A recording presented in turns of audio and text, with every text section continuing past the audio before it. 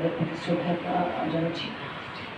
আমরা মূলত আমি যখন বক্তব্য শুনছিলাম তখন কতবার যে আমার চোখ ভিজেছে আমি আর বোঝাতে পারবো না। আমার 9 বছরের একটা ছেলে আছে। এই আন্দোলনটা খুব কাছ থেকে দেখেছি। যখন অফিসে যেতাম বারবার ফোন করে খোঁজ নিতাম যে লাভিক কোথায়।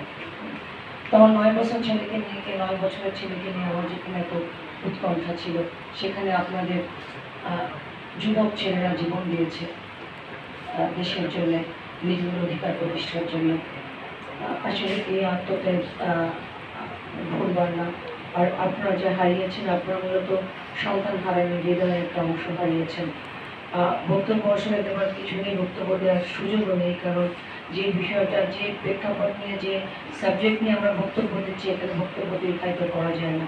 আমরা সংস্কৃতি বিষয়ক মন্ত্রণালয় থেকে যে ডকুমেন্টারিটা প্রদর্শন করা হয়েছে সেখানে দেখেছি যে বিবৃত মায়েরা তাদের বলেছে, একজন মা বলেছে ছেলেকে নিয়ে তার জ্যোৎস্না উপভোগ করবার স্মৃতি। একজন বলেছেন যে সন্তানের পরিবর্তে তিনি সন্তান চেয়েছেন, অন্য কিছু চাননি, ছেলেকে ছাড়া থাকতে পারবে না একজন মা বলেছে। ঢাকা ইউনিভার্সিটিতে ভর্তি করার স্বপ্নের কথা একজন জানিয়েছেন।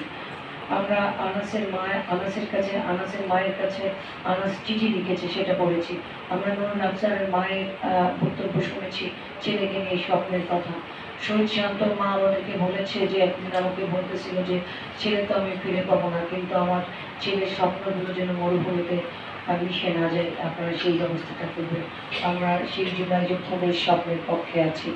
আমরা আগামী দিনে এমন বাংলাদেশ গড়তে চাই যেন কোনো সেই বাংলাদেশের প্রত্যেকটা শিক্ষা প্রতিষ্ঠান যেন মুক্ত চিন্তার কেন্দ্র হয়, প্রত্যেকের যেন অধিকার ন্যায্যতার ভিত্তিতে হয় এবং যোগ্যতার ভিত্তিতে যাতে প্রত্যেক প্রজন্মের ভবিষ্যৎ নির্ধারিত হয়, আমরা সেই স্বপ্ন দেখি। জুবাইয়ের মায়েদের প্রতি আমাদের গভীর শ্রদ্ধা। সবসময় জেলা প্রশাসন আপনাদের পাশে ছিল, আছে, থাকবে। আহত যারা হয়েছে তাদের প্রতি অনেক সমবেদনা। আমাদের সিভিল সার্জন মহোদয়ের সঙ্গে বৈষম্য বিরোধী ছাত্র সমন্বয়করা অনেকেই মিলে কাজ করছে। তাদের ভিতরে উল্লেখযোগ্য জসিম, এনাম আছে, জুবাইর আছে, আমি দেখলাম যে ওখানে ফারুক আছে, অনেকেই কাজ করছে। মূলত প্রত্যেকের আসলে গভীর কৃতজ্ঞতা প্রত্যেকের প্রতি।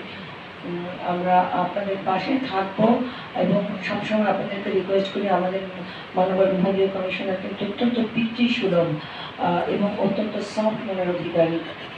আপনারা যে কোনো প্রয়োজনে আমাদের কাছে আসবেন, আমাদেরকে আপনাদের সমস্যার কথা জানাবেন, আর সর্বাগ্রে আপনাদের সমস্যাকে আমরা প্রায়োরিটি দিয়ে কাজ করব। তো আজকে আপনারা এখানে এসেছেন, আপনাদের প্রতি কৃতজ্ঞতা এবং সদস্য সরকার। আমরা আশা করছি যে আগামী 5 আগস্টের ভেতরে জুলাই সনদ ঘোষণা হবে। সেই জুলাই সনদ ঘোষণায় যারা হত্যাকারী তাদেরকে শাস্তির আওতায় আনার প্রতিশ্রুতি থাকবে। আমরা সেই প্রত্যাশা করি যে স্বপ্নের খোঁজে আমাদের তরুণ প্রজন্ম যাদের হাতে আগামী দিনের বাংলাদেশ ছিল, তারা জীবন দিয়েছে, সেই বাংলাদেশ আমরা ফিরে পাবো।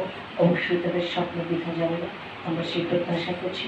আজকে আপনাদের এখানে আসবার জন্য, বিশেষ করে জুলাইয়ের মায়েরা যারা, তারা আপনারা এসেছেন, আমাদেরকে কৃতার্থ করেছেন, আমাদেরকে ধন্য করেছেন। আমরা আপনাদের উত্তরোত্তর সফলতা কামনা করছি। আপনাদের সন্তানদের জন্য আমাদের চিরন্তর দোয়া রইল, সেই প্রত্যাশা করে আজকের এই অনুষ্ঠান প্রধান অতিথির অনুমতির জন্য শেষ করছি।